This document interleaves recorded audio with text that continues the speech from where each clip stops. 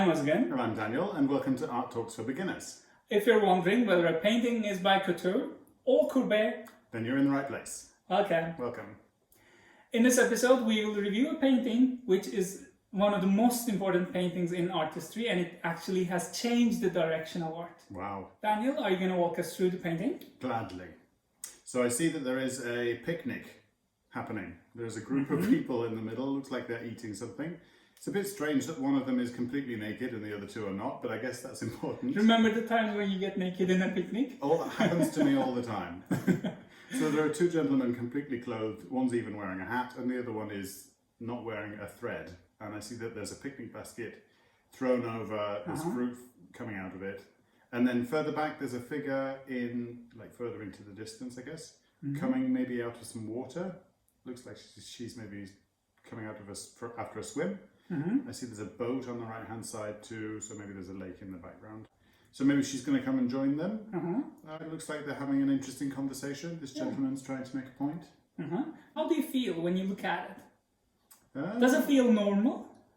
You mean perspective-wise? Does it feel like the... No, the content-wise. Well, when you look at it, just does it make sense? You joked about this before. No, people, this is unusual. I mean, this doesn't have... But maybe it's French. I don't know. French way of doing it, having a picnic. Who knows? Maybe it's a very bohemian way of doing things, and this was, I don't know, in the free swinging 60s and 70s. I don't know. I think we get to see this soon. After the first review of the painting, let's go through the background and understand the details. This painting is a French painting, as you guessed, right? I got it. Yes, and this was made in 1863, so 19th century France. Then we know there is one main authority of art. Do you remember what that was? Yeah, we've talked about it before. It's the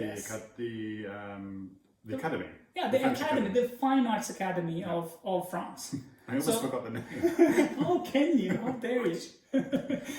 The Academy in France actually was the main art authority, which approved the art pieces, basically educated the artists and wanted to see paintings made in the academic style, academically approved style. So, and they exhibited the approved paintings in Salon Paris, which was the main exhibition hall, and that painting was rejected to be exhibited in Salon Paris, and instead it was exhibited in Salon de Refusés, which is the salon for the refused paintings. Right, we talked about that as well. The ones that the Academy is not interested in maybe get exhibited in this other one, which also generates interest. At that period, especially, they rejected so many paintings that there was interest to show them at another gallery, at another exhibition hall. But the main reason for exhibiting them was to actually mock them, to show the viewers at the time that how degenerate those painters are and how they are ruining the art approach of the time. Yeah, that is not what should do, they thought. But eventually that exhibition created a lot of interest in people in that kind of art. We'll get to that a little bit more in detail. But basically, this painting was rejected by the Academy and it received quite mixed reviews and created a lot of controversy of the public of that time in France. Let me guess, it was controversial because of the nakedness. Yes. And it's not just nakedness, actually. She's not a goddess. She's not a goddess. Right. That's something very good. Normally, in paintings, when you see a naked woman, she can be a goddess, and that's completely fine. Right. But then she needs to be idealized in the French academic style if she's a goddess. But when you look at that woman, she's naked to begin with. She's looking at the weaver intently, an intent gaze she's giving us. That is also strange.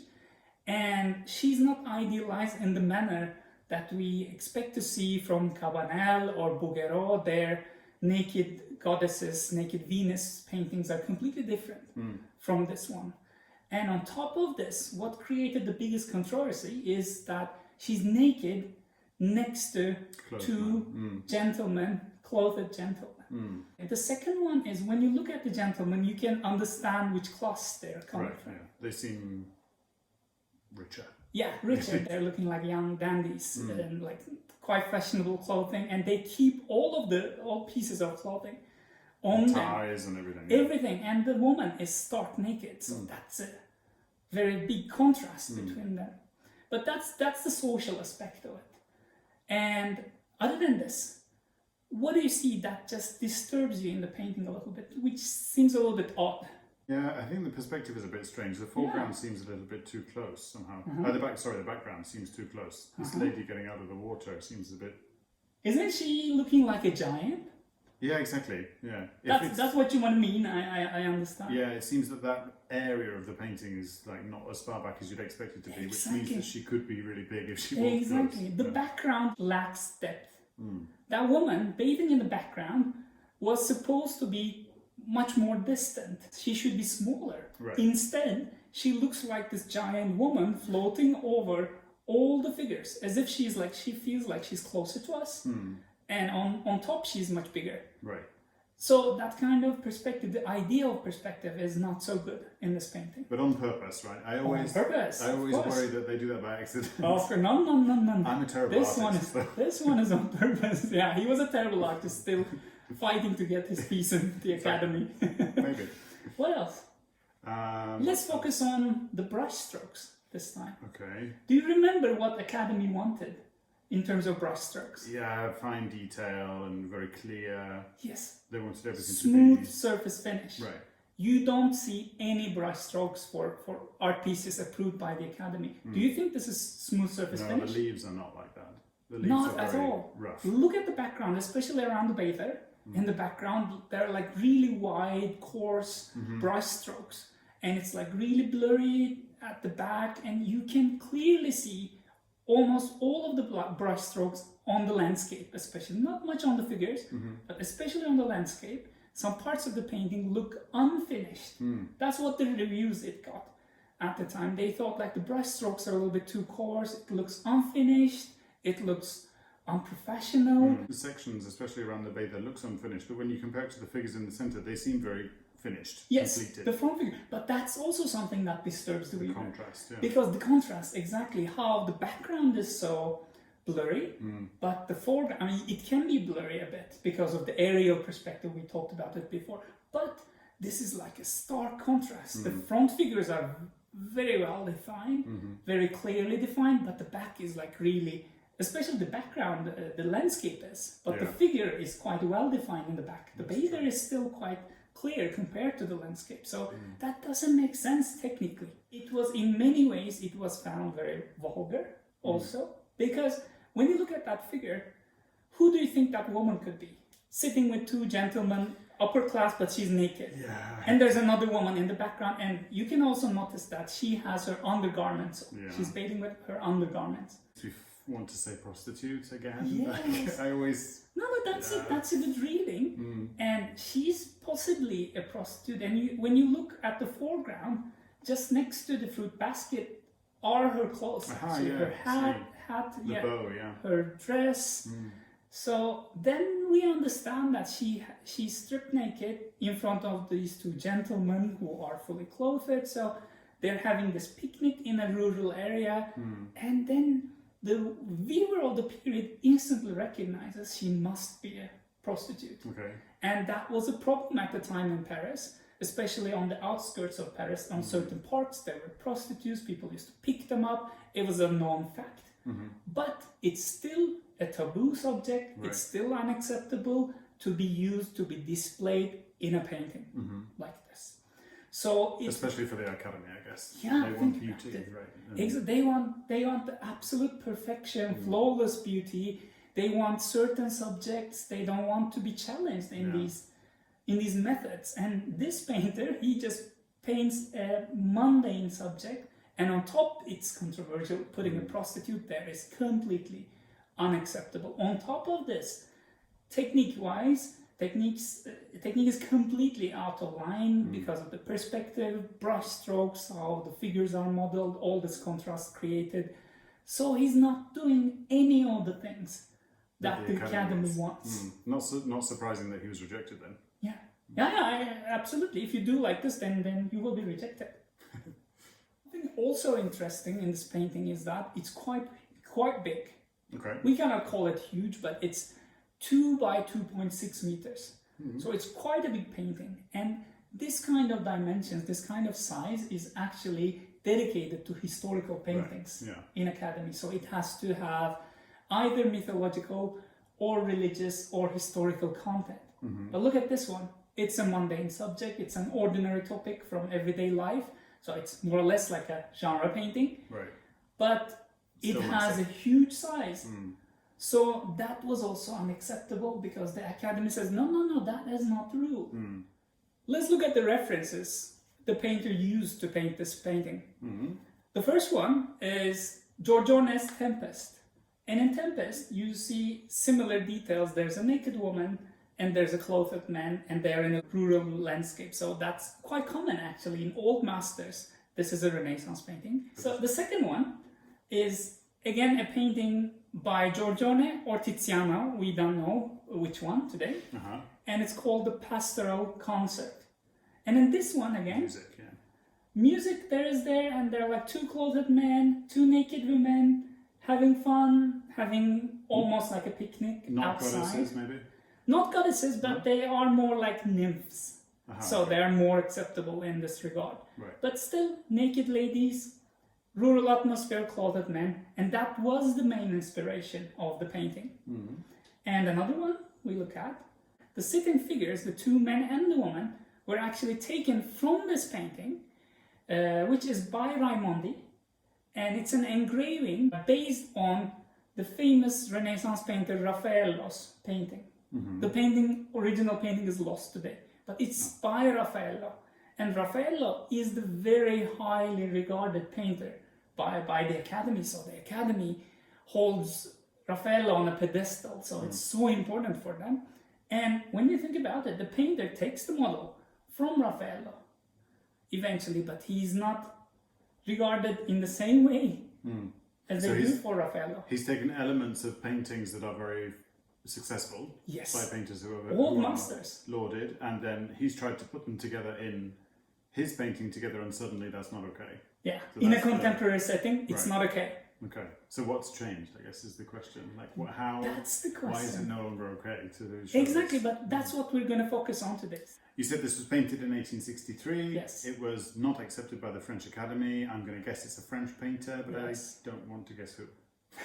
It's by Manet, Édouard Manet. Okay. And Manet is a groundbreaking artist of the time. Okay. And now, revealing the name, now it comes to the big question. Why did Manet paint this?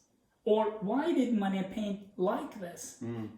I guess he's trying... What do you think? Why did he do that? Based on what you've said already, it sounds like he's trying to make a social comment about things being... It seems like there's some... Yeah, he's trying to get... I guess it's important to be in the Academy. He wants to get in there, so he's trying to take elements of things that have worked and put them together. Yes. Seems like the perfect recipe. There's one thing more. Think about this fact that photography was already available at the time of the painting. So it doesn't make sense to the painter to just paint something as realistic as a photograph. So, and he also doesn't want to go under the restrictions of the Academy. So he still wants to show himself to the Academy, but in a different way. Okay. Manet really thought the Academy is the right place to fight and to get accepted with. So he actually didn't want to do something against the Academy, but he wanted to be accepted by the Academy in his own terms. So he said, like, I'm going to do my own thing, and the Academy is going to accept me. I will teach them. He wants to move the Academy on, maybe. A little bit, yes. Maybe change it. Okay. Challenge them. Yeah. So he thought like this. Photography can give us an image like this, or as we look at the style of the Academy, it's very idealized, and I don't want to do idealization. I don't want to do an absolute realism. Instead, I will create my own composition, which is not idealized, which is more 2D than 3D, actually. Right. Yeah. Like, instead of looking like a photograph, this looks more like 2D. It looks very flat. Yeah, true. And this is something that has not been done before, because all of the painters before the Academy, even Renaissance, Baroque, many of these periods, they want to create an illusion of reality to the viewer. And what Manet does is I don't want to do that. Right. Reality, if you're looking for an illusion of reality, look at a photograph. Right. He says, that's why I want to have my own design. That's why it can lack perspective. I can show my brush strokes because I'm a painter. I'm doing it with brush and paint. I want to show it. The groundbreaking part then. Yes, yes, absolutely. This must be the first painting of a new period or a new movement. Exactly. Concept is avant-garde. So it's leading something. It's the first one. Like the pioneer painting. Yes, pioneers setting the path, setting the way forward. But what period did it introduce then? This is from 19th century, and the style he painted and the movement he painted in is actually realism. When you look at it, you may feel like not that realistic. It's not that realistic at all. Are you kidding me? The thing is that realism is a movement started against the Academy because Academy always wanted to see things idealist. In an idealistic manner. They were so disconnected from the social problems of the time. So the realists like Millet or Courbet or Corot, all these painters wanted to show how rural people lived, how villagers lived, how workers lived. What life is like. Yeah, ordinary stories, ordinary life, not kings and history and gods and goddesses. So in this regard, Manet's painting, and Manet is also a realist painter, is realistic, is realist because he displays how social classes are seen in Paris of the time and how this prostitute exists in society. It's not just a goddess, she's a prostitute, she's a real person. In this regard, it's realistic. So looking around all of society instead of turning a blind eye to something that's uncomfortable. Exactly. When I asked you about the movement, and you said realism, I was expecting you to say Impressionism because of the brushstrokes on the leaves and things giving that impression of the forest rather than the actual forest leaves. Exactly. That's a good catch. Thank you for that. When we place Manet in realism, sometimes it's not regarded. He's not regarded as a realist painter only because people also place him in Impressionism as well. Because he has been a very big source of inspiration. I mean, for the Impressionists, his style, his painting style, how he loses the focus in the background, how he uses this blurry, shorter brush strokes. It's not exactly like the Impressionists, but he has this Impressionist technique which leads up this way to the Impressionists. So he never exhibited his paintings in Impressionist exhibitions. So he has never truly been a part of Impressionism, but his technique, some of his paintings, they are regarded as Impressionist paintings. When we go back to the beginning of the video, when I said he changed the artistry. The groundbreaking. Yeah, the groundbreaking part is this actually,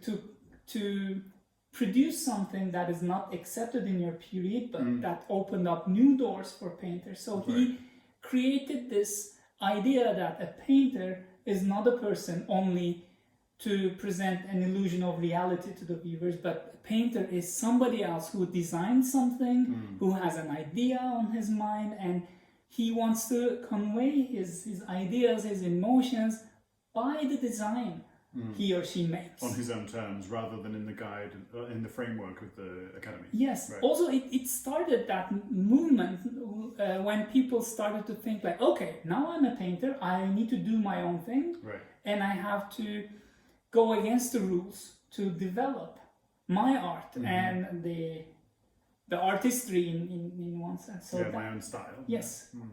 That's why he is so important for us and for artistry. Wow. So on the technical details of the painting, I know it was painted in 1863. You said it was 2 by 2.5 meters. Is it in Paris? Yes. Still? Okay. It's still in Paris. It's in Musée d'Orsay in Paris, where many of the 19th century paintings are exhibited. Today in Orsay, actually, you can see a lot of academic paintings. And also those paintings who oppose the Academy. So it's a good thing when you go to opposite wall. More or less. I'm going to take a stab at a name for this painting, and I'm going to say it's called The Picnic. Actually, it was called The Bath, or Le Bain in French. And close. Quite close. But later on, it was called Le Déjeuner sous l'herbe. It's luncheon on the grass. So picnic on the grass, lunch on the grass. That was pretty close. That was pretty close. I get some points for that. That's all for today on Manet's painting Le Déjeuner sur l'herbe. Thank you very much for watching us. Stick around for more ideas about how to do a picnic in the right way. And stay tuned for Art Talks for Beginners. Goodbye. Thank you.